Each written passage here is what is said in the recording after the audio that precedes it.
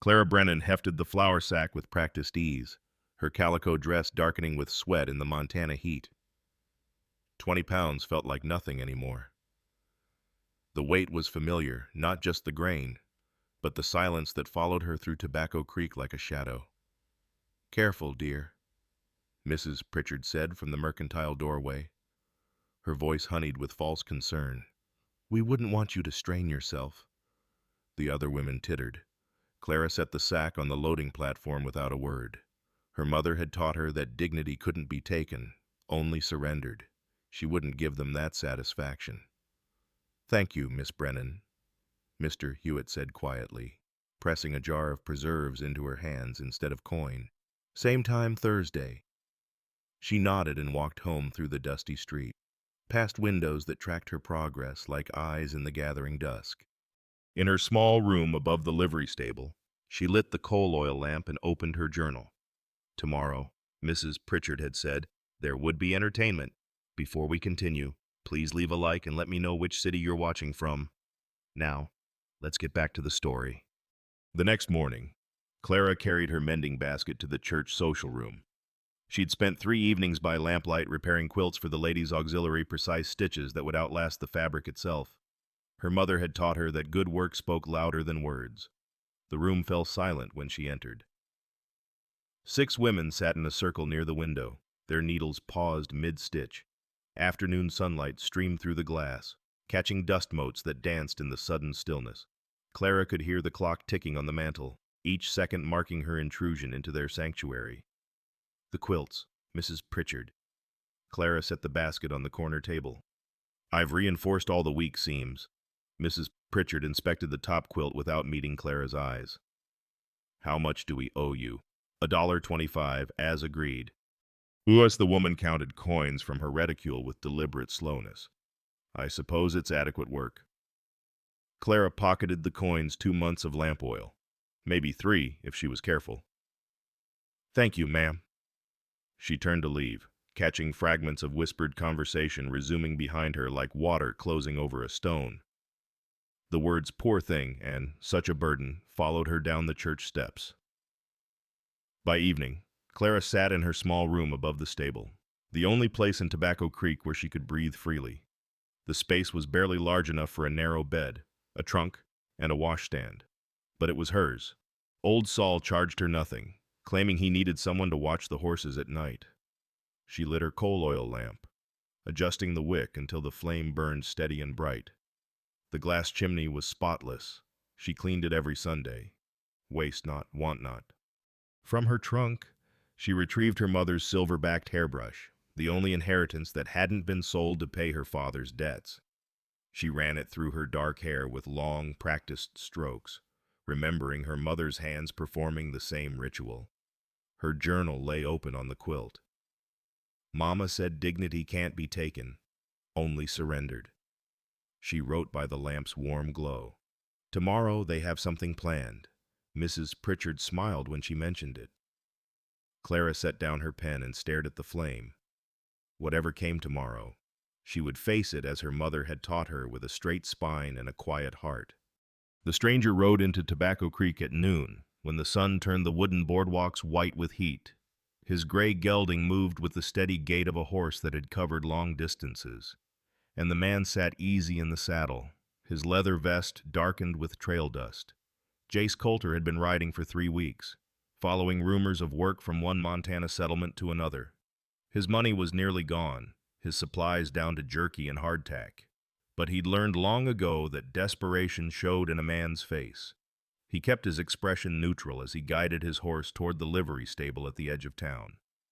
The stable owner emerged from the shadows, an old man with a tobacco-stained beard and sharp eyes that missed nothing. "Help you, stranger. Looking for work." Jace dismounted, running a hand along his horse's sweaty neck. "Heard in Miles City you might need someone who knows horses. Saul Hendricks." The old man extended a gnarled hand. "And you heard right. Got a bay stallion that's broken 2 fences and put 3 men on their backs. Owner's ready to shoot him, but the horse is too valuable for that. Mind if I take a look?" Saul led him to a reinforced paddock at the back of the stable. The bay stallion stood in the center, coat gleaming like polished copper in the sunlight. The horse's ears flattened as they approached, and he tossed his head with barely contained fury. "They call him Tornado," Saul said. "Brought him up from Texas. Fine bloodlines, but he won't gentle." Jace studied the animal with a practiced eye. He'd seen horses like this before, not mean, but terrified. Something had broken the stallion's trust, and now he saw threat in every human gesture. "I might be able to help," Jace said carefully. "But it takes time. Patience. Time's what we don't have. Owner wants results by week's end or the horse goes to slaughter." Saul spat tobacco juice into the dust. "Town's got other ideas, though. Some fool notion about entertainment." Before Jace could ask what he meant, voices drifted from the street. He followed Saul back to the front of the stable, where several men were walking toward the saloon, their laughter carrying on the hot air. "Better get your horse settled," Saul said. "Stall's $3 a week. Feed included. You're welcome to sleep in the loft if you need it." Jace paid for 2 weeks from his dwindling funds and spent the next hour tending his gelding. He brushed the trail dust from the horse's coat, checked his hooves, and made sure the animal had fresh water from the trough. The familiar rhythm of the work steadied him, as it always did. By mid-afternoon, thirst drove him toward the saloon. He pushed through the swinging doors into dim coolness that smelled of tobacco smoke and spilled whiskey. A dozen men occupied the tables and bar, their conversation loud with the particular energy of men planning mischief. "Coffee?" Jace told the bartender, who raised an eyebrow but poured a cup from a dented pot on the stove. Jace took his tin cup to a table near the window, where he could watch the street and listen without appearing to. The men at the bar were still talking, their voices rising with each round of drinks. "Send her in with Tornado tomorrow," one man said, slapping the bar for emphasis. 50 cents says she runs before he even charges." "I'll take that bet," another replied. "She's too stubborn to run. She'll just stand there like a fence post." Either way, it'll be something to see.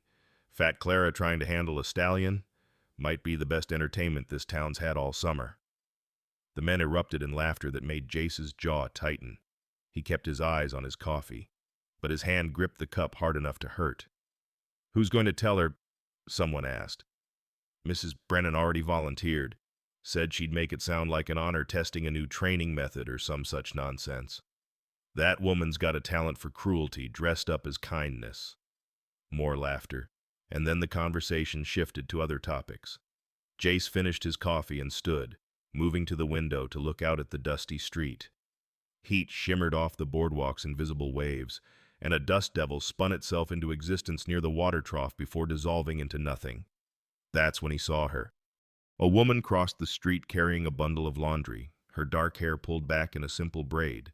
She was heavy-set, moving with the deliberate care of someone used to being watched. But what caught Jace's attention wasn't her size, it was the way she walked. Steady, purposeful, like someone who had learned to carry burdens without complaint. She passed directly in front of the saloon window, and for a moment her face was visible in the sunlight. Not young, but not old either. Handsome features set in an expression of quiet dignity that made something in Jace's chest tighten. The men at the bar were still laughing.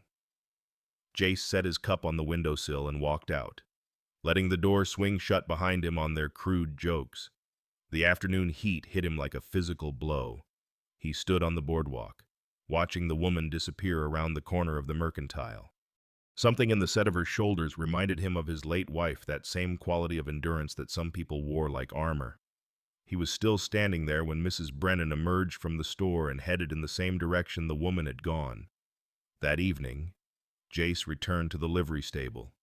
He climbed to the loft where Saul had told him he could spread his bedroll and opened the small window that overlooked the back of the property. The bay stallion was visible in his paddock, still pacing, still angry. Above the stable's main entrance, a light appeared in a small window, a coal oil lamp being lit in what must be a room. Jace could see the silhouette of a woman moving behind the glass, and he knew without being told that it was her. Their eyes met across the darkening yard for just a moment, two strangers connected by nothing more than proximity and lamplight. Then she drew a curtain, and the moment passed. Jace lay back on his bedroll, staring at the rafters.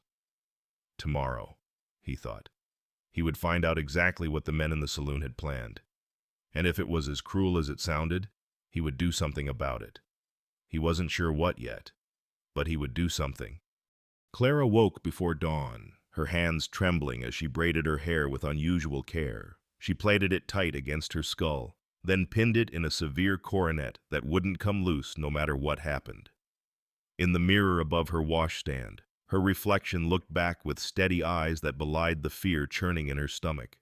From the trunk, she retrieved her mother's cameo brooch, delicate ivory, carved with a woman's profile, set in tarnished silver. Her mother had worn it every Sunday, and Clara had worn it only twice, to her mother's funeral and her father's. Today seemed to warrant its weight at her collar. Armor of dignity, she thought, fastening it with fingers that had stopped shaking. Whatever they had planned, she would face it as her mother would have, with a straight spine and an unbroken spirit. The knock came at 7 o'clock. Mrs. Brennan stood in the doorway, her face arranged in an expression of exaggerated sympathy. "Clara, dear, are you ready? The owner of the stallion is quite eager to see this new training demonstration." "I'm ready." The walk to the breaking pen felt like a funeral procession. Word had spread through town with the speed of wildfire, and by the time they reached the paddock behind the livery stable, it seemed half of Tobacco Creek had gathered. Men leaned against the split-rail fence, their suspenders bright against work shirts. Women clustered in the shade of their bonnets, whispering behind gloved hands. Children darted between adults, sucking on penny candy twists, their faces bright with the promise of spectacle. Clara saw it all with terrible clarity. They had come to watch her fail, to watch her run, to finally see the fat girl broken and humiliated in a way that would feed their conversations for months. The bay stallion paced at the far end of the pen, his coat gleaming like polished copper in the morning sun. Even from a distance, she could see the whites of his eyes, the tension coiled in every muscle of his magnificent body. "Whenever you're ready, Miss Brennan," the owner said. He was a thick-set man with a cruel mouth, already counting his entertainment as money well spent. Clara stepped through the gate. Old Saul closed it behind her with a sound like finality. The crowd pressed against the fence, their voices rising in anticipation. Someone shouted encouragement laced with mockery. Someone else laughed. Clara heard it all from a great distance, as if she stood at the bottom of a well and they called down to her from the distant light above. She walked to the center of the pen and stopped. The stallion's head shot up, ears flat against his skull. He screamed a sound of pure rage and terror, and the crowd fell silent. Then Tornado charged.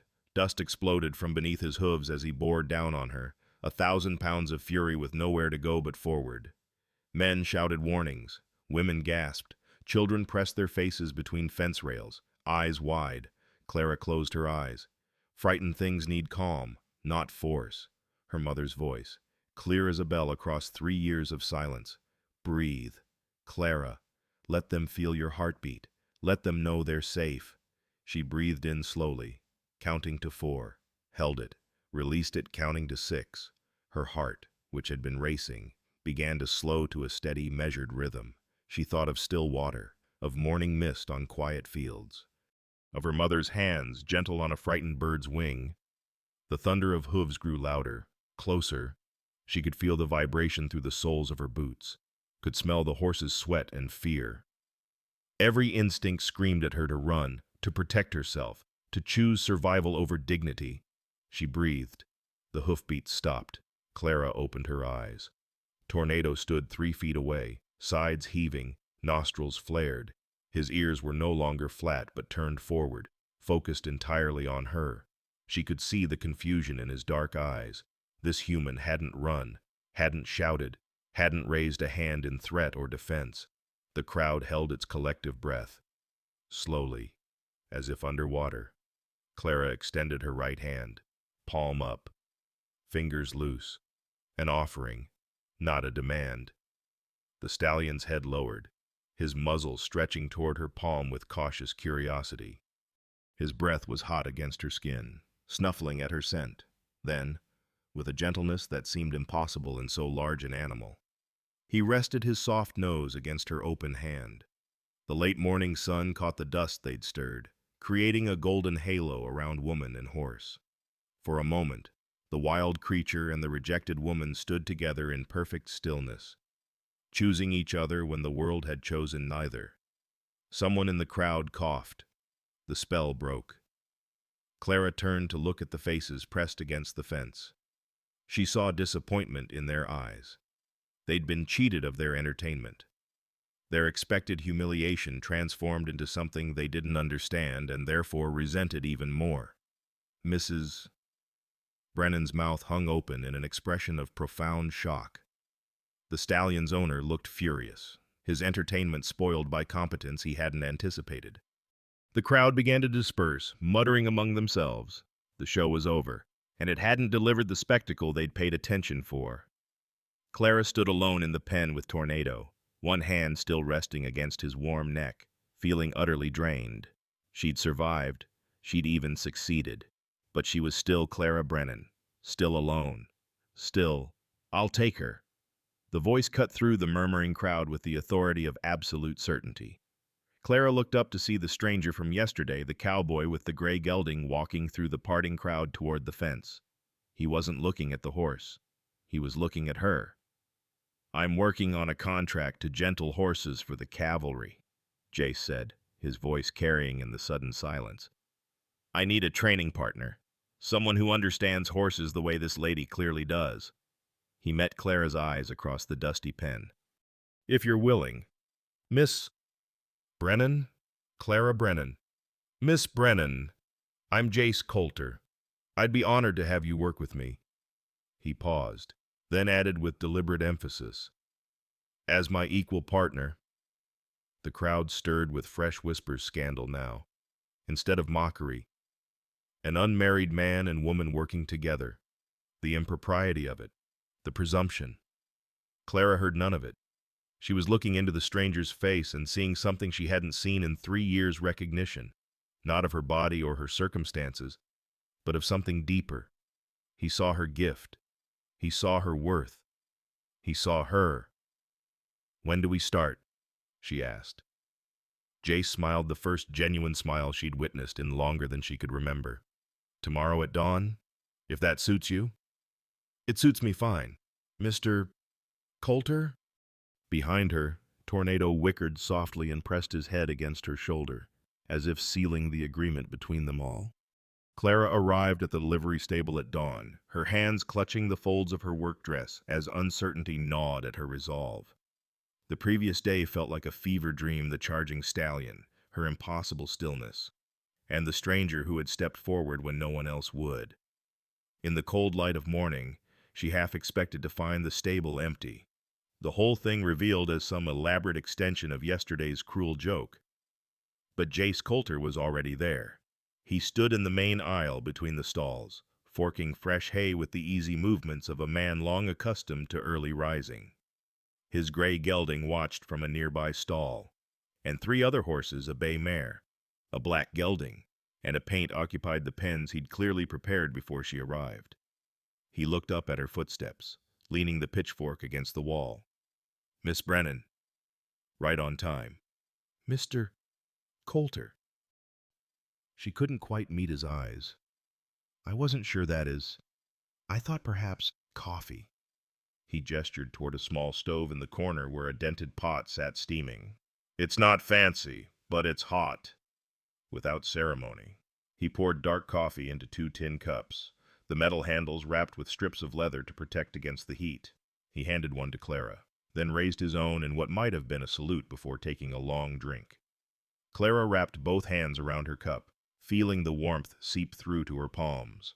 The simple act of being offered coffee, being treated as an equal rather than a burden, made her throat tight with unexpected emotion. "I should be honest with you," Jace said, settling onto a hay bale and gesturing for her to do the same. "I've got a contract to gentle 5 horses for the cavalry post at Fort Benton. They need mounts that won't spook under fire. That'll trust their riders in situations most horses would bolt from. The pay's good, but the deadline's tight, 6 weeks to have them ready. That's why you need help. I need your help. He set down his cup and looked at her directly. What you did yesterday with Tornado, I've been working with horses for 15 years, Miss Brennan, and I've never seen anything like it. That stallion was 2 seconds from trampling you, and you gentled him with nothing but stillness and breath. Clara stared into her coffee. I don't know that I can do it again. I've never trained horses, Mr. Coulter. I've never trained anything. Yesterday was...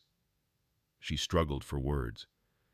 It was just something my mother taught me when I was small, how to be calm around frightened things. What else did she teach you? The question surprised her into looking up. Jace's expression was genuinely curious, without a trace of mockery or doubt. She said that animals can feel what we feel, that if you're angry or afraid, they'll be angry or afraid. But if you're peaceful, if you can make your heart beat slow and steady, they'll match you. They'll calm down. Clara set her cup on the ground between her feet. It sounds foolish when I say it out loud. It sounds like the truest thing I've heard in years. Jace stood and extended a hand to help her up. Come on, let me show you what I'm working with. He led her to the 3 horses in the prepared pens. The bay mare was young, maybe 3 years old, with a nervous disposition that showed in the whites of her eyes. The black gelding was older and calmer, but carried the scars of rough handling on his shoulders and flanks. The paint stood apart, watching them with an intelligence Clara recognized immediately. The mare's the most skittish, Jace explained. Somebody spooked her badly during breaking. She'll need the gentlest touch. The gelding needs to relearn trust. His last owner used spurs and a whip more than he should have. And the paint... He smiled slightly. The paint's just stubborn. He'll test you every day until he decides you're worth respecting. And then he'll be the best horse you ever worked with. Smart horses are always stubborn. Clara approached the bay mare's pen slowly, her movements careful and unthreatening. The horse shifted nervously, ears swiveling to track her progress. What's her name? Clara asked. I've been calling her Honey, for her color. Hello, Honey, Clara spoke softly, stopping several feet from the fence. She could feel the mare's anxiety like a physical presence, a high-pitched buzzing that made her own heart want to race. Instead, she breathed deeply, deliberately slowing her pulse until she found that quiet place her mother had taught her to access. The mare's ears turned forward, focusing entirely on Clara. That's it, Jace murmured from behind her. Just like that. They worked through the morning, with Jace teaching Clara the practical elements she'd never learned how to read a horse's ear positions. The subtle language of a tail swish, the difference between fear breathing and pain breathing. She absorbed it all, filing away each observation with the intensity of someone who'd been given an unexpected gift and refused to waste it. But when Jace tried Clara's method, standing still, breathing slowly, letting his heartbeat slow to a meditative rhythm, his eyes widened with genuine amazement. I can feel it, he said, his voice hushed. I can actually feel my pulse slowing, and the horse. He gestured toward the black gelding, who had moved closer to the fence, his aggressive posture softening into something approaching curiosity. He's reading me. You're reading each other, Clara corrected gently. That's what makes it work. Jace turned to look at her, and there was something in his expression that made Clara's breath catch. Respect, admiration, the kind of regard she'd seen men give to equals, never to her. You've taught me something, Miss Brennan. That doesn't happen often. By noon, Old Sol appeared with their lunch biscuits wrapped in a checkered napkin, strips of dried beef jerky, and a jar of well water. He settled onto a fence rail to watch them work, nodding approval at what he saw. Knew you had a gift, Clara girl, he said around a mouthful of tobacco. Been telling folks for years. They just wouldn't listen. They're listening now, Jace said quietly. And it was true. Through the gaps in the stable walls, through the open doorway, Clara could see faces at windows across the street. Mrs. Pritchard stood in the mercantile doorway, her arms crossed over her chest. 3 men had paused on the boardwalk to peer into the livery yard. Even from a distance, Clara could feel the weight of their scrutiny, their judgment, their disapproval thick as morning fog. An unmarried woman working alone with an unmarried man. The scandal of it, the impropriety. Clara's hands began to shake. She set down her biscuit, appetite vanishing under the pressure of all those watching eyes. 3 years of being the town's joke, the object of their pity and scorn, came crashing back. What had she been thinking? This partnership would only give them more ammunition, more reasons to miss Brennan. Jace's voice cut through her spiraling thoughts. "Could you hand me that lead rope, the one hanging by the tack room door?" She retrieved it, grateful for something concrete to do. When she returned, Jace was examining the black gelding's hooves, his back deliberately turned to the street. "You know what I've learned in 15 years of drifting," he said conversationally, not looking up from his work. "The people who talk the most usually matter the least, the ones worth knowing. They judge you by your actions, not their assumptions. It's easy to say that when you'll be moving on soon. Maybe I won't be moving on." He released the gelding's hoof and straightened, meeting her eyes. "Maybe I'm tired of drifting. Maybe I've finally found a reason to stay put." The watching faces across the street no longer seemed quite as important. Clara picked up her biscuit and took a bite, letting the simple act ground her in the present moment. They worked until evening, falling into a rhythm that felt surprisingly natural. Jace would demonstrate a technique. Clara would try it with her own modifications, and together they'd puzzle through the unique needs of each horse. The bay mare, Honey, allowed Clara to touch her nose by dusk, a triumph that made both of them grin like fools. When the light began to fail, Jace walked Clara to the base of the exterior stairs that led to her room above the stable. The town had quieted, most people inside for supper, but curtains still twitched in windows as they passed. "Same time tomorrow?" Jace asked. "Same time tomorrow." He tipped his hat and turned back toward the stable, where his own bedroll waited in the loft. Clara climbed the stairs slowly, her muscles aching from unaccustomed work, her heart lighter than it had been in 3 years. In her room, she lit her coal oil lamp and opened her journal. But for once, she had no idea what to write. The day felt too large, too fragile, too precious to capture in words that might somehow diminish it. Finally, she wrote only, "Today. Someone saw me." It was enough. A week passed, and Clara discovered that partnership changed everything. She and Jace fell into a rhythm as natural as breathing, arriving at dawn, working through the morning heat, breaking for lunch in whatever shade they could find, then continuing until the light failed. The horses responded to their combined approach with progress that surprised even old Saul, who'd been training animals for 40 years. "Never seen anything like it," he muttered one afternoon, watching Honey accept a bridle without resistance. That mare would have fought that bit for another month with anyone else. But it wasn't magic. It was work patient, careful, exhausting work that required Clara to learn skills she'd never imagined needing. Jace taught her how to read the subtle language of horses' ears pinned back meant anger or fear, while ears swiveling forward showed curiosity or attention. A tail held high signaled alertness or alarm, while a relaxed tail meant contentment. She learned to distinguish between the rapid, shallow breathing of panic and the deeper, slower rhythm of a calm animal. "Watch the eyes," Jace said one morning, standing beside her at the black gelding's pen. "See how he's looking at you from the corner of his eye instead of turning his head? That's distrust. He wants to watch you without committing to engagement. How do I change that? Time, consistency, prove you're not a threat." He demonstrated by approaching the gelding at an angle rather than head-on, moving slowly, speaking in a low, steady voice.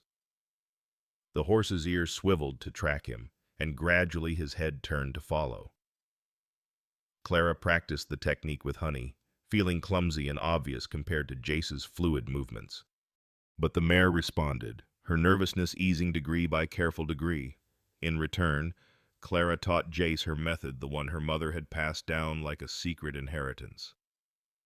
"Close your eyes," she instructed one morning as they worked with the paint, who'd been particularly stubborn about accepting a lead rope. "Feel your heartbeat. Count it. Now breathe in for 4 counts. Hold for 4. Out for 6. Do it until your heart slows." Jace closed his eyes, his chest rising and falling in the measured pattern. Clara watched the paint, watching him, saw the horse's aggressive posture begin to soften as Jace's presence became less threatening, more peaceful. "I can feel it," Jace murmured, his eyes still closed. "It's like I'm taking up less space, even though I haven't moved. You're taking up quieter space. Animals can feel the difference." When Jace opened his eyes, the paint was standing 2 feet closer, his ears forward in interested attention rather than defensive alarm. "You've taught me something, Miss Brennan." Jace's voice held a note of wonder. "After 15 years of working with horses, you've shown me something completely new."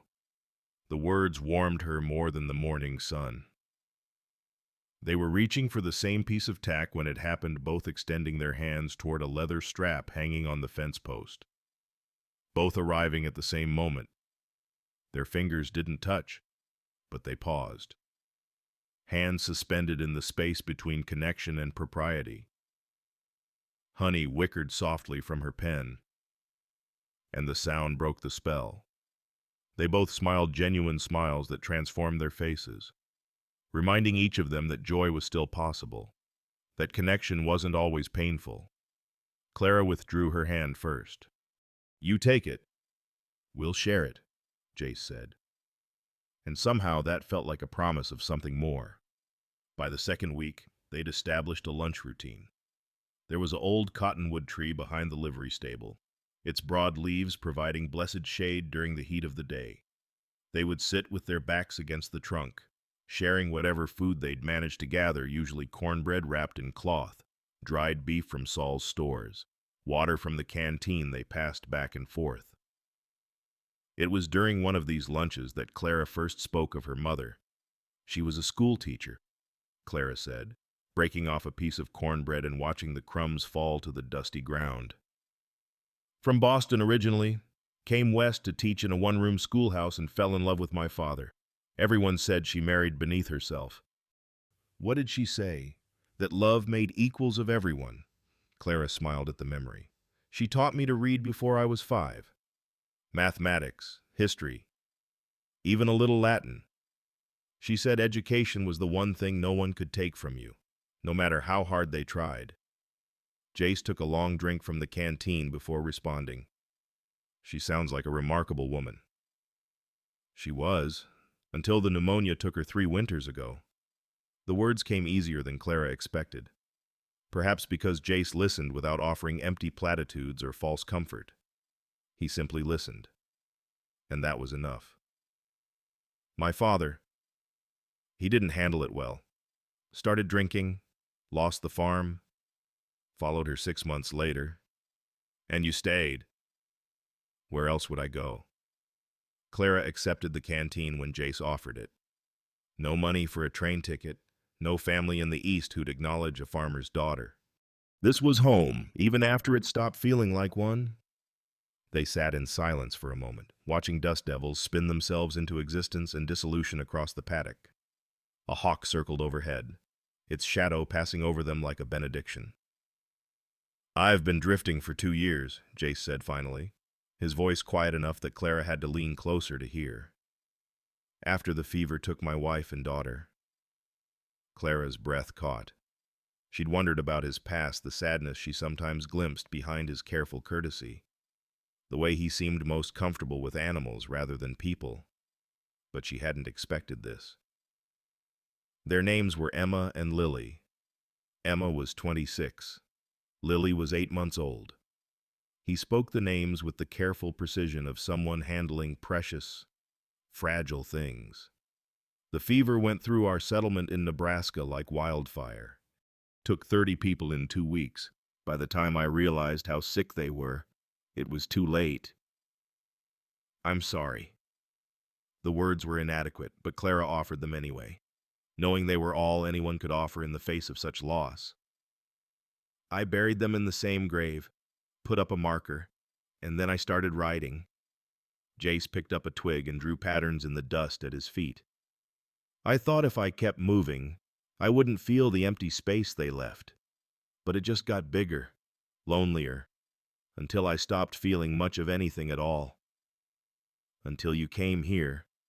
He looked at her then, really looked at her, and Clara saw recognition in his eyes, the same recognition she felt in her own chest. They'd both been alone, both been hollowed out by loss and circumstance, both learned to survive by not expecting anything from anyone, and somehow, working together in the dusty heat, teaching each other the languages they'd learned in solitude, they'd begun to fill those empty spaces.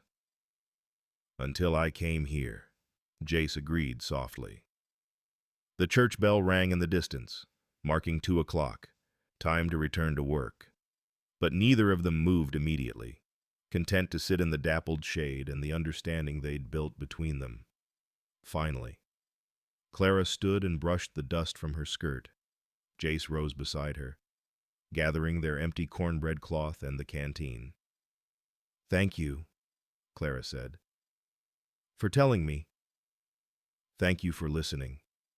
He paused, then added, "And for staying, for not running yesterday when tornado charged, for taking a chance on working with a stranger, for being here." They walked back to the stable together, their shoulders not quite touching, but close enough that Clara could feel the warmth of his presence. By the 3rd week, their evening routine had become as natural as their morning one. When the light began to fail and the horses had been fed and watered for the night, Jace would walk Clara to the base of the stairs leading to her room. Sometimes they talked, sometimes they were silent. But the ritual itself had become important, a bookend to the day, an acknowledgement that they were partners in more than just work. The town noticed. Of course, Mrs. Pritchard no longer bothered to hide her disapproval, standing in the mercantile doorway with her arms crossed whenever Clara passed. The women at the church social had stopped asking her to mend their quilts, propriety, apparently, being more important than quality work. Men muttered when Jace bought supplies at the general store, their comments just loud enough to be heard but not quite loud enough to demand response. Clara felt the weight of their judgment like a physical presence, pressing against her shoulders, making her want to hunch and hide. But then she would look at Jace, see the calm indifference in his expression as he ignored the whispers, and she would straighten her spine. "They're creating quite a scandal about us," she observed one evening as they walked the dusty path between livery and stairs. "Are they?" Jace's tone was so mild she almost laughed. "You know they are. Unmarried woman, unmarried man, working together without supervision. The impropriety of it. The impropriety of honest work and mutual respect." Jace stopped at the base of the stairs, looking up at her small window where lamplight already glowed. "If that's scandalous, Miss Brennan, then I'm proud to be part of the scandal. Mr. Coulter, Jace, after 3 weeks of working together, I think we can dispense with formality, if you're comfortable with it. Jace, then, and you should call me Clara." She gripped the stair railing, suddenly aware of how much her world had expanded in such a short time. 3 weeks ago, she'd had nothing but her mother's memory and her own stubborn dignity. Now she had partnership, purpose, something that felt dangerously close to friendship. Or maybe more than friendship. The thought made her breath catch. "Clara." He said her name like it was something valuable, worth careful handling. "Sleep well. I'll see you at dawn." "Dawn," she agreed, and climbed the stairs to her room. Behind her, she heard his footsteps returning to the stable. Above her, stars were beginning to appear in the darkening sky. Around her, the town settled into its evening routines, its whispers and judgments continuing in countless kitchens and parlors. But for the first time in 3 years, Clara didn't care. She had found something the town couldn't take from her: recognition, understanding, the beginning of belonging, and that was worth any scandal they could imagine. The morning started like any other, with Clara and Jace arriving at the livery stable before the sun had fully cleared the horizon. But there was a tension in the air that neither could quite name, a heaviness that seemed to press against the wooden walls and settle in the dust-filled corners. They worked in silence, each acutely aware of the other's presence, but unable to find the easy conversation that had become their comfort. The horses sensed it too. Honey shifted nervously in her pen, and even the paint, usually so stubborn and engaging, kept his distance. It was mid-morning when the delegation arrived. 3 men in dark suits walked into the stable yard with the careful precision of people on an unpleasant errand. Clara recognized them immediately: Mr. Blake, who owned the general store, Mr. Henderson from the bank, and Mr. Carter, who sat on the town council. They wore their Sunday clothes despite it being Thursday, their watch chains gleaming in the bright Montana sun. Old Sol emerged from the tack room, wiping his hands on his leather apron. His expression hardened when he saw them. "Gentlemen," Jace said, setting down the currycomb he'd been using on the black gelding. "What can I do for you, Mr. Henderson removed his hat, holding it awkwardly in both hands. He was the youngest of the three, and his face showed genuine discomfort with his task. "Mr. Coulter, we've come on behalf of the town council. There's a matter of some delicacy that needs addressing." "Then address it."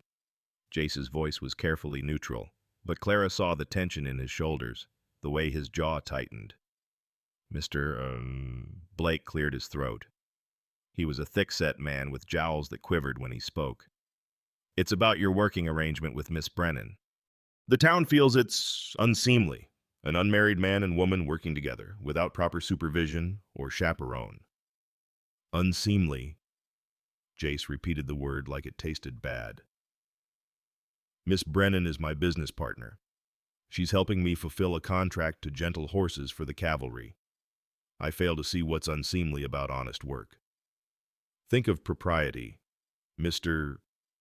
Coulter." Mr. Carter interjected.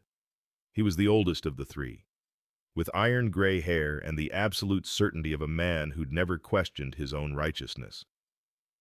"Think of Miss Brennan's reputation, and yours, for that matter." "Her reputation." Jace took a step forward, and all 3 men instinctively stepped back. "Where was your concern for her reputation when the town sent her into that arena as entertainment? Where was propriety then?" Mr. Henderson had the grace to look ashamed. That shouldn't have happened. "We all know it, but 2 wrongs don't make a right. Mr. Coulter, the cavalry post won't contract with a man who causes scandal. They've made that clear in previous dealings." The words hit like a physical blow. Clara saw Jace's face pale beneath his tan, saw the way his hands clenched into fists at his sides. "Is that a threat?" he asked quietly. "It's a fact," Mr. Blake said bluntly. "The Army values discipline and propriety above all else. They won't do business with someone they perceive as morally compromised." Morally compromised. Jace's laugh was bitter. "Because I hired a woman who can gentle horses better than any man I've ever seen.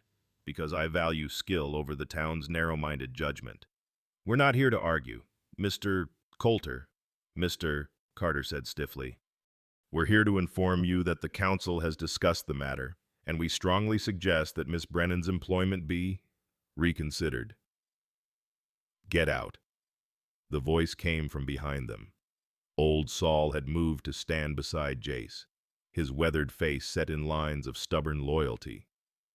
"This is my stable, and I say who works here, and I say Clara stays." The 3 men exchanged glances. Mr. Henderson replaced his hat. "We're simply trying to help." Mr. Coulter, "Think about what we've said. Think about your future here." They left, their polished shoes raising small clouds of dust that hung in the air long after they'd disappeared around the corner. Jace stood frozen, staring at the empty space where they'd been. Clara could see the fury radiating from him in the rigid set of his shoulders, the white-knuckled grip of his hands, the muscle jumping in his jaw. "Jace, don't." He turned away from her, pressing both hands flat against the stable wall, his head bowed. "Just give me a minute." She gave him 5, then 10. When he finally turned back, his face was composed, but his eyes held a helplessness she'd never seen before. They worked through the afternoon, but the easy partnership was gone. Every movement felt stiff and awkward. Every silence stretched too long. Clara could feel him thinking, could sense the calculations running through his mind, the contract, the money, his future. And she could feel her own thoughts spiraling into familiar patterns. This was how it always ended. She'd been foolish to think otherwise. 3 weeks of partnership couldn't erase 3 years of being a burden. The town was right. She was costing Jace everything he'd worked for. As the sun began its descent toward the western mountains, Clara made her decision. "Jace," and her voice was steady despite the breaking happening inside her chest. "I need to talk to you." He stopped brushing the paint and turned to face her. In the golden evening light, she could see every line of his face, every flicker of emotion he was trying to hide. "I'm going to leave," she said simply. "I'll take the morning stage to Billings. They always need help there, laundry, cooking, something. I won't cost you your contract. I won't cost you your future here." "Clara, please don't argue." She held up one hand to stop him. "You've already given me more than anyone ever has. You've shown me what it feels like to be valued, to be seen as capable instead of what I am. But I won't take more than that. I won't take your livelihood. I won't take your chance at building something here. Don't I get a say in this?" His voice was rough with frustration. "No." The word came out harsher than she intended. "You've already done enough, Jace. You stood up for me in that arena. You gave me 3 weeks of feeling like I mattered. That's more than I had any right to expect. But I won't be the reason you lose everything." "You're not listening." "I am listening. I heard what they said. The cavalry won't contract with you if I stay. Your entire future depends on that contract. And I can't be the reason you fail. Not when you've been so kind to me." She turned away before he could see the tears threatening to fall, before the resolve that was holding her together could crack. She climbed the exterior stairs to her room without looking back, though she could feel his gaze following her every step.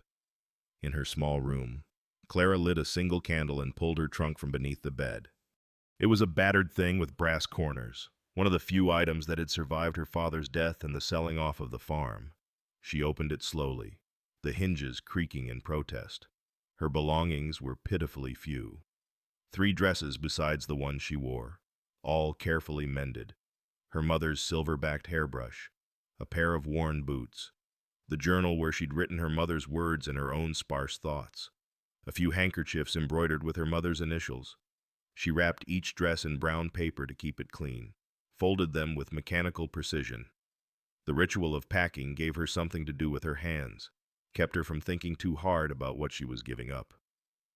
Below, she could hear the horses settling for the night. The familiar sounds, hooves shifting in straw, the soft whicker of the mare, the deeper snort of the gelding formed a symphony she'd grown to love. She'd miss this. She'd miss all of it. Most of all, she'd miss him. Clara placed her mother's hairbrush on top of the packed dresses and closed the trunk lid. Her carpet bag sat ready by the door, holding only what she'd need for the stage journey. Tomorrow morning, before dawn, she would leave. It was the only way. In the livery stable below, Jace sat on a hay bale in the darkness, his head in his hands. He'd lit no lantern, sought no light. The horses were quiet around him, their breathing steady and peaceful in a way his own could never be. He couldn't force her to stay. He wouldn't. She'd spent 3 years being pushed and pulled by other people's decisions, other people's cruelty. He wouldn't add to that by insisting she remain when she'd decided to go. But how could he just let her walk away? How could he watch her sacrifice herself again because she believed she wasn't worth fighting for? The gray gelding pushed his nose over the stall door, searching for the comfort Jace usually provided. But tonight, Jace had nothing to give. He was empty, hollowed out. The past 2 years of drifting had numbed him to loss. But these 3 weeks with Clara had broken through that numbness. And now the pain was fresh and raw and unbearable. Above him, he could see the faint glow of candlelight in Clara's window. Was she sleeping, or was she lying awake as he was, staring into the darkness and wondering how everything had gone so wrong so quickly? The candle went out. The night stretched long and silent around them both, two people separated by a dozen feet of vertical distance and an unbridgeable gulf of fear. Both awake, both alone, both unable to see a path forward that didn't require someone to sacrifice everything. And in the morning, Clara would be gone. Clara woke to the sound of wagon wheels in the pre-dawn darkness. She'd barely slept, spending the long night staring at the ceiling while her few possessions lay packed in the carpet bag beside her narrow bed. By sunrise, she would take the morning stage to Billings, leaving Tobacco Creek and everything she'd found here behind. It was the right choice, the only choice. She wouldn't let Jace lose his cavalry contract because of town gossip about her. But the sound of a wagon being harnessed at this hour was unusual enough to draw her to the window. In the dim light of a kerosene lantern, she saw Jace loading her trunk, the one she'd brought down to the stable yesterday evening, into the bed of Old Sol's wagon. He moved with quiet efficiency, securing it with rope, checking the harness on the horse with practiced hands. Her heart began to pound. He was helping her leave, making it easier.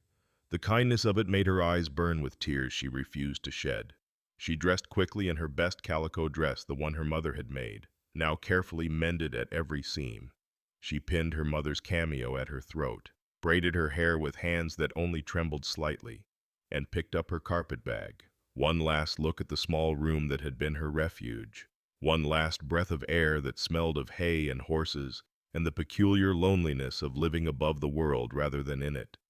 Then she descended the stairs. Jace stood beside the wagon, waiting. His face was difficult to read in the pre-dawn gloom, but his posture radiated determination. "Mr.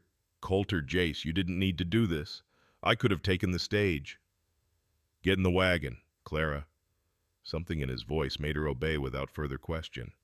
He helped her up to the spring seat, his hand warm and steady on hers, then climbed up beside her. The reins gathered in his capable hands, and the horse moved forward into the darkness. They drove through the sleeping town in silence. Clara watched the familiar buildings past the mercantile where she'd carried flour sacks, the church where she'd delivered mending, the saloon where men had planned her humiliation, all of it fading into the past with each turn of the wagon wheels. But Jace wasn't driving toward the stage depot. He was driving toward the church. "Jace, where are we?" "We're settling this now," he said quietly. "Before the sun comes up, before another day passes with you thinking you're not worth fighting for." He pulled the wagon to a stop at the base of the church steps. The white-painted building stood silent and dark, its steeple a darker shadow against the slowly lightening sky. To the east, the first hint of dawn touched the mountains with gold. Jace set the brake and turned to face her.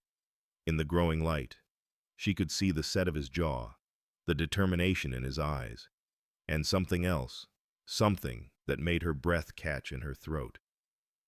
"Clara Brennan," he said, and his voice was steady as stone.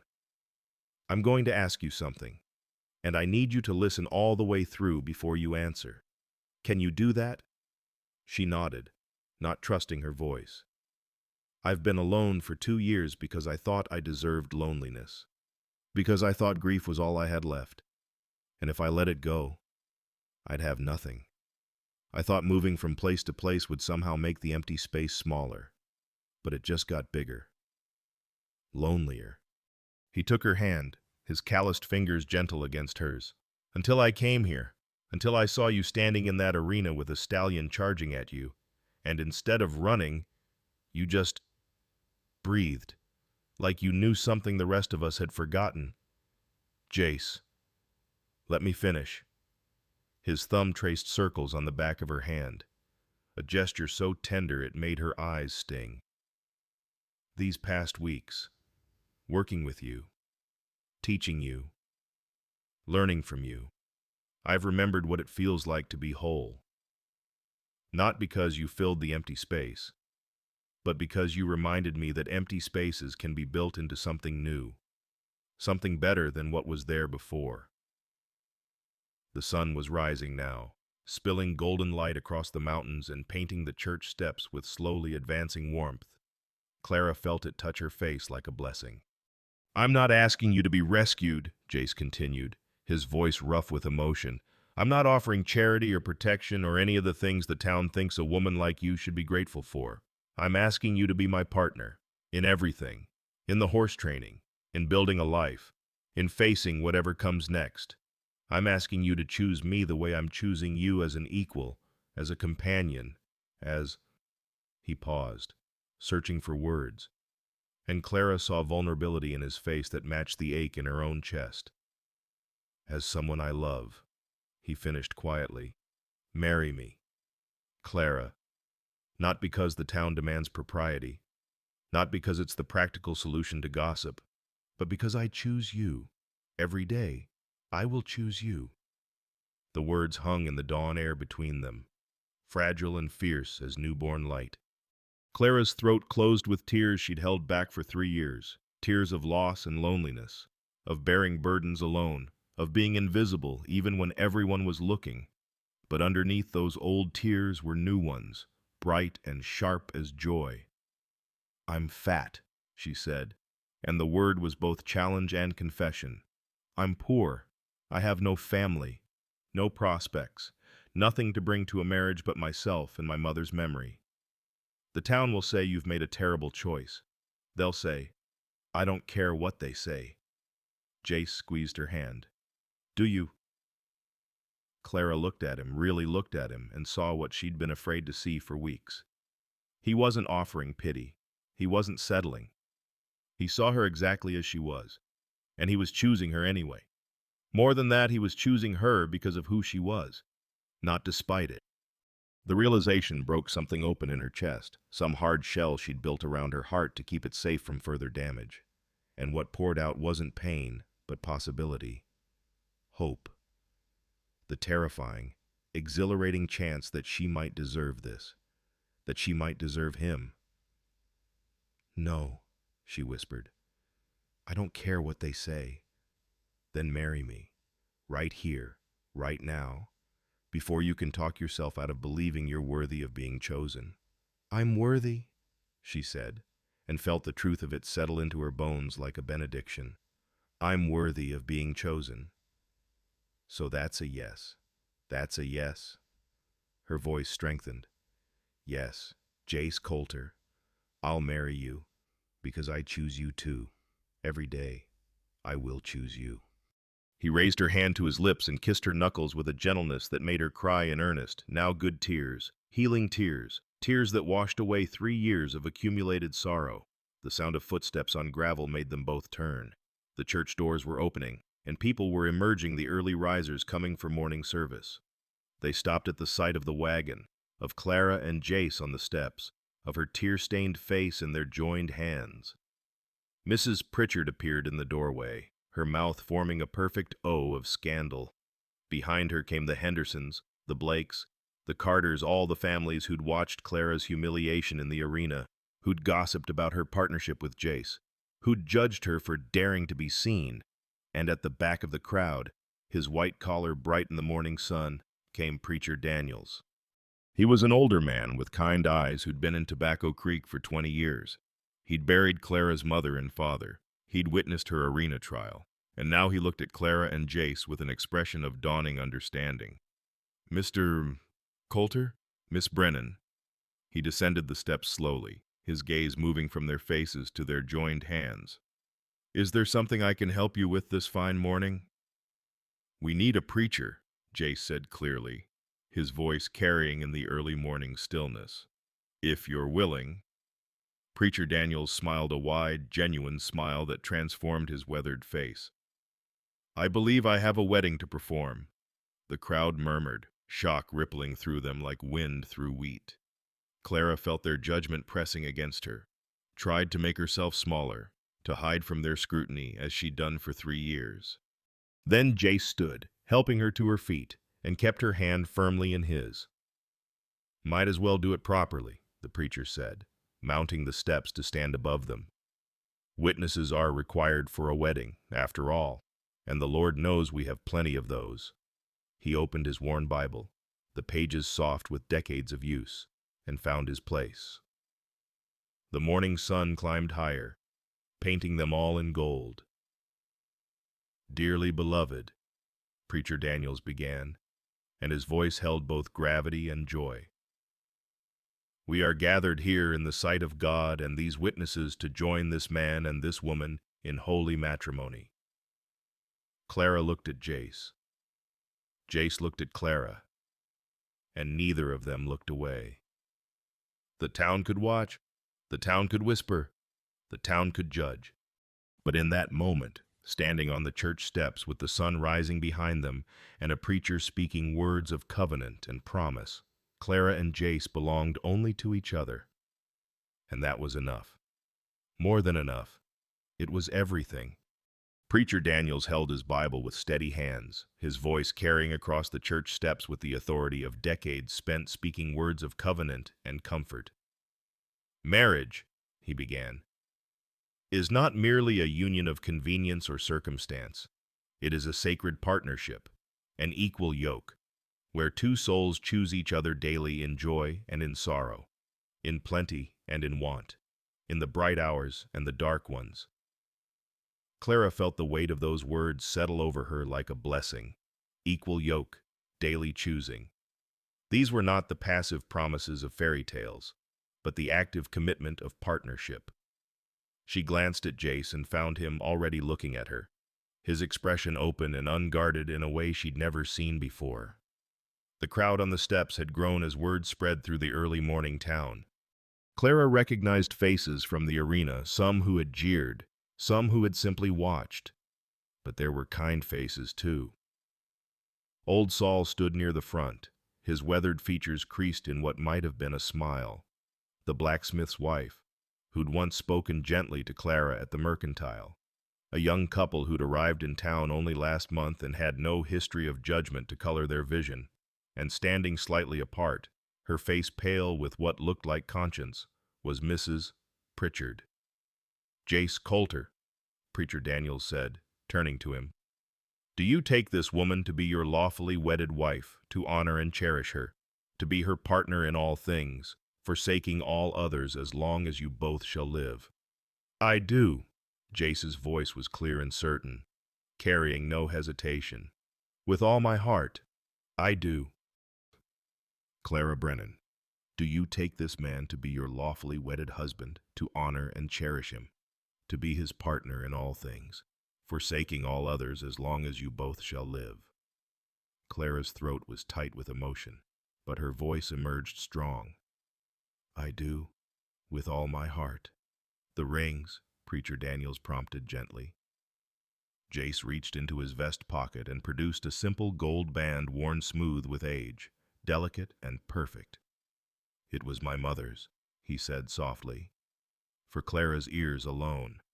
I've carried it for 10 years, through every town and territory. Never thought I'd have reason to offer it to anyone. Never thought I'd find someone worthy of what it represents." He slipped it onto her finger, and Clara felt the cool metal settle against her skin like a promise made solid. "With this ring," Jace said, his eyes never leaving hers, "I choose you. Today and every day after." Clara had no ring to offer in return, but Preacher Daniels simply nodded. "The giving is equal when the hearts are true," he said, "by the power vested in me, and in the sight of God and these witnesses. I now pronounce you husband and wife." He smiled broadly. "Mr. Coulter, you may kiss your bride." Jace cupped Clara's face in his calloused hands with infinite gentleness, and kissed her as the sun broke fully over the mountains. It was a kiss of promise and partnership, of choosing and being chosen, of two people who had walked alone for too long finally finding their way home. Morning birds sang in the cottonwood trees. Somewhere in town, a rooster crowed. The world continued its ordinary turning. But for Clara and Jace, everything had transformed. When they separated, old Saul was the first to speak. "About damn time," he said gruffly, and the tension broke into scattered laughter. Preacher Daniels closed his Bible. "Congratulations, Mr. and Mrs. Coulter. May your partnership be blessed with joy and purpose." The crowd began to disperse, some still whispering, but the whispers had changed texture. Not scandal now, but wonder. Not judgment, but the beginning of acknowledgement. Mrs. Pritchard approached hesitantly, her hands twisting the fabric of her shawl. She looked at Clara, then at Jace, then back to Clara. When she spoke, her voice was barely audible. "Miss Brennan, Mrs. Coulter, I've been unkind to you, cruelly so." She drew a shaky breath. "I have no excuse except that it's easier to join cruelty than to stand against it. Easier to judge than to see." She paused, gathering courage. "Let me offer small amends. Would you allow me to host a wedding breakfast in my dining room? Nothing fancy, but it seems wrong to let you start married life without at least a proper meal." Clara stared at her, searching for mockery or hidden cruelty. But Mrs. Pritchard's face showed only genuine regret and the tentative hope of redemption. "That's very kind," Clara said slowly. "We'd be honored." The relief that flooded Mrs. Pritchard's features was almost painful to witness. "Thank you. Give me an hour to prepare. Please." She hurried away, already calling to her husband about setting the table, gathering food, making amends through the only language of hospitality she knew. Old Saul clapped Jace on the shoulder. "Reckon I'll join you for that breakfast, if you don't mind. Someone needs to make sure Pritchard pours the good coffee, not that swill she usually serves." "You're always welcome, Saul," Jace said warmly. The small group that gathered in the Pritchard dining room an hour later was an unlikely assemblage. Preacher Daniels sat at the head of the table, old Saul to his right. The blacksmith and his wife arrived with a jar of honey as a wedding gift. The young couple who'd recently arrived brought fresh bread. Even the livery stable boy appeared, cap in hand, to offer congratulations. Mrs. Pritchard had outdone herself. The table held scrambled eggs, bacon, biscuits with butter and jam, fresh coffee that actually smelled good, and a dried apple pie she'd clearly been saving for a special occasion. "To Mr. and Mrs. Coulter," Preacher Daniels said, raising his coffee cup, "may their partnership prosper, and may they gentle not only horses but also the hard places in all our hearts." They drank to that, and then conversation flowed, talk of the cavalry contract, of the horses that were nearly ready, of plans for expanding the stable, of building a future in Tobacco Creek despite its initial hostility. "Town's been too quick to judge and too slow to see," the blacksmith's wife said quietly. "Some of us are hoping to do better, if you'll give us the chance." "Everyone deserves a chance," Clara said, thinking of herself standing in that arena, of Jace choosing her when no one else would. Sometimes it takes more courage to change than to stay the same. By afternoon, they'd returned to the livery stable. Old Saul had given them privacy by declaring he was visiting his sister in the next county, a sister everyone knew he didn't have and would be back in a few days. Jace and Clara climbed to the loft that would now be their home. It was larger than Clara's previous room, with a brass bed frame, a small stove, and space enough for living. Together they began arranging their combined possessions, Clara's trunk with her mother's quilt pieces, Jace's saddlebags with his few clothes and books, the coffee pot they'd shared every morning now sitting on their stove. "It's not much," Jace said, looking around at the simple space. "It's ours," Clara replied. "That makes it everything." They worked through the afternoon, checking on the horses, continuing the training schedule that couldn't pause for weddings or new beginnings. Honey accepted a saddle for the first time, standing patient under Clara's gentle hands. The black gelding allowed Jace to brush his scarred shoulders without flinching. The paint still stubborn, still testing nevertheless, showed the softening that came with consistent, patient handling. As the sun began its descent toward the western mountains, painting the sky in shades of amber and rose, Clara and Jace sat on the paddock fence, in the nearest pen. Tornado stood with the bay mare, their heads close together, the wild stallion who'd charged Clara in the arena now choosing gentleness over fury. "We've gentled each other," Clara said softly, watching the horses nuzzle each other in the fading light. "Reckon we have," Jace agreed. His arm rested across her shoulders, solid and warm. "Still got a ways to go, though. Gentling's not a one-time thing. It's a daily choice. Then I choose you, today and tomorrow and all the days after. And I choose you." They sat in companionable silence as the sky darkened and the first stars appeared. Finally, as full darkness settled over Tobacco Creek, they climbed to their loft home. Clara lit the coal oil lamp, adjusting the wick until the flame burned steady and bright. The simple room transformed in the warm light, their quilt spread across the brass bed, her mother's silver hairbrush on the small shelf beside Jace's razor, the coffee pot waiting for morning. Jace brushed hay from Clara's hair, his fingers gentle, and she found herself laughing, a soft, wondering sound that felt rusty from disuse but real. He laughed too, and the sound filled the small space with something that felt remarkably like joy. Through the window, they could see the stars wheeling overhead in their ancient patterns. Below, the horses settled for the night, their soft wickers and shifting hooves a familiar symphony of contentment. Tomorrow would bring workhorses to gentle, contracts to fulfill, a town that might never fully accept them but might, with time, learn to acknowledge them. There would be challenges. There would be days when the choosing felt harder than others. There would be moments of doubt and struggle. But tonight, in this small room above a livery stable, with a coal oil lamp burning steadily and the sound of horses dreaming below, two people who had carried weight alone were finally sharing the load. Clara leaned against Jace's shoulder, feeling his heartbeat slow and steady against her cheek. She matched her breathing to his, the way she'd taught him to match his breathing to the horses. Two hearts finding the same rhythm, two souls choosing the same direction. "Thank you," she whispered, "for seeing me. Thank you for letting yourself be seen." And for the first time in longer than either could remember, the weight felt light as grace. The end. Clara and Jace's story reminds us that true worth cannot be measured by appearance or popular opinion. In a world quick to judge and slow to see, dignity becomes our greatest inheritance, not something granted by others, but something we carry within ourselves, waiting for someone brave enough to recognize it. The deepest moral lesson lies not in Clara's transformation, but in her steadfastness. She didn't change to earn love. She remained herself until someone worthy of her finally arrived.